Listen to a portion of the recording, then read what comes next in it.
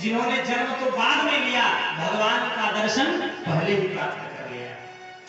ऐसे दो ही महापुरुष हुए हैं इस संसार में जिन्होंने जन्म बाद में भगवान का दर्शन पहले किया। पहले सुखदेव जी महाराज और दूसरे हैं महाराज परीक्षित। भगवान कृष्णोत्तरा के गर्भ में प्रविष्ट होकर के परीक्षित के प्राणों की रक्षा किए थे। परीक्षित ने गर्भ के अंदर भगवान का दर्शन किया था, और सुखदेव जब मातृगर्भ में थे तो भगवान विष्णु ने जाकर के कहा था, सुखदेव आप मातृगर्भ से बाहर चलो, तुम्हें मेरी माया नहीं पकड़ेगी। तो ऐसा वक्ता सुखदेव जैसा और परीक्षित जैसा श्रोता कहां संभव हो सकता है। 7 दिनों तक परीक्षित भागवत रूपी अमृत का पान करते हैं। सुखदेव जी ने कहा, परीक्षित मैं तुम्हें कृष्ण कथा विस्तार से सुनाऊंगा, सुनो। जब जब इस पृथ्वी पर अत्याचार बढ़ता है परीक्षित, तब तब भगवान इस धराधाम पर अवतार लेकर आते हैं। गोस्वामी जी ने अद्भुत भाव से मानस में वर्णन किया। जब जब होने धर्म के नाम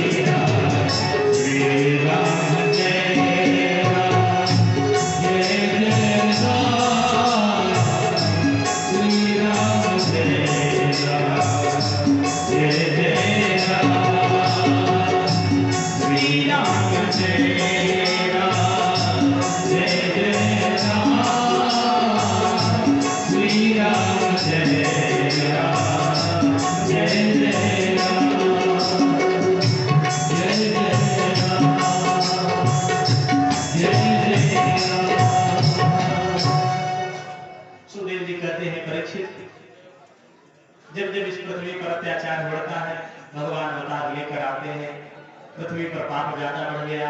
पृथ्वी ने गौ का रूप धारण किया। गौ का रूप धारण करके पृथ्वी ब्रह्मा जी के पास गई। ब्रह्मा जी सभी देवताओं के साथ में भगवान नारायण के पास जाते हैं। भगवान नारायण ने कहा, देवताओं चिंता मत करो, मैं वसुदेव जी के यहाँ प्रकट होऊंगा।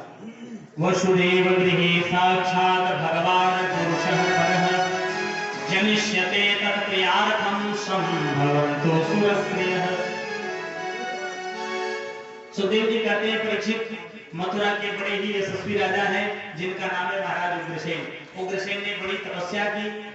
उग्रसेन की पत्नी ने गर्भ धारण किया और एक दिन वो गोधूली की बेला में टहल रही थी। आकाश मार्ग से एक द्रुमिल नाम का दैत्य जा रहा था। उस दैत्य की छाया उग्रसेन की पत्नी के ऊपर पड़ी, और जब बालक ने जन्म लिया तो संतों ने कहा, यह बालक आपके वंश का नाश कराने वाला होगा। वही बालक है कंस। गर्भ में था, द्रुमिल नाम के दैत्य की छाया पड़ गई, जिस कारण से उसका स्वभाव राक्षसों जैसा हो गया। जब संतों के द्वारा यह पता चला उग्रसेन को, तो जन्म लेते ही कंस को लता पत्रों में लपेट करके और यमुना जी में प्रवाहित कर दिया। नहीं रहेगा तो कम से कम वंश का कोई विनाश तो नहीं होगा। परंतु विधि के विधान को कौन टाल सकता है। उसी समय वसुदेव जी के पिता जो शूरसेन जी थे, उन्होंने उस बालक को उठा लिया और गोद में लेकर के आए। घर पे अपनी पत्नी से कहा, देवी अभी तक अपने पास तो केवल एक पुत्र था वसुदेव, प्रभु ने एक बालक और भेज दिया। दूसरा बालक वो कंस है। कंस और वसुदेव दोनों का पालन एक साथ होता है। जब कंस बड़ा हुआ तो एक दिन नारद जी आए और नारद जी ने आकर के कंस से कहा, देखो तुम मथुरा नरेश महाराज उग्रसेन के पुत्र हो, तुम्हारे पिता ने तुम्हें बचपन में लता पत्रों में लपेट के यमुना जी में डाल दिया था। कंस को जब इस बात की जानकारी हुई तो एक दिन रात्रि के समय में घर छोड़ करके तपस्या करने के लिए कैलाश पर्वत पर गया। भगवान शिव को प्रसन्न किया और विशाल धनुष प्राप्त किया, लेकर के मथुरा में आया और अघासुर, बकासुर, व्योमासुर, अरिष्टासुर, केसी, चाणूर, मुष्टिक आदि सैनिकों को अपनी सेना में शामिल किया और अपने पिता के ही ऊपर आक्रमण कर दिया और पिता को पराजित करके पकड़ करके कारागृह में बंद कर दिया और जबरदस्ती स्वयं मथुरा का राजा बन करके राज्य सिंहासन पर बैठ गया। कंस के चाचा की पुत्री थी देवकी। कंस ने विचार किया मैं देवकी का विवाह वसुदेव के साथ में करवा दूं, अच्छा रहेगा। वसुदेव मेरा मित्र है, बचपन का सखा है। वसुदेव के पास प्रस्ताव रखा, वसुदेव जी ने प्रस्ताव को स्वीकार किया। अपने हाथों से कंस ने अपनी बहन का विवाह किया, पाणी ग्रहण संस्कार करवाया और जब प्रातः काल हुआ तो कंस देवकी और वसुदेव को रथ में बिठाया, रथ का लगाम अपने हाथ में लिया और विचार किया मैं अपनी बहन को अपने हाथ से विदा करूंगा, अपने हाथ से रथ की कमान पकड़ करके ले जाऊंगा। जैसे ही कंस घोड़े की लगाम को अपने हाथ में लिया, रथ थोड़ा सा ही आगे बढ़ा, आकाशवाणी हुई, जिस बहन को विदा करने के लिए जा रहा है इसी बहन का अष्टम गर्भ काल हो।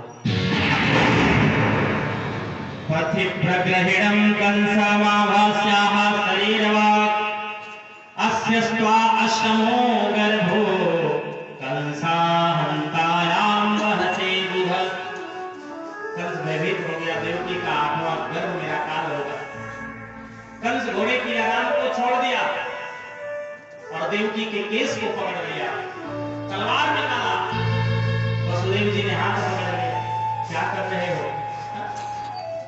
अभी आपने ही विवाह कराया और अपने ही हाथों से बहन की हत्या करने जा रहे हो।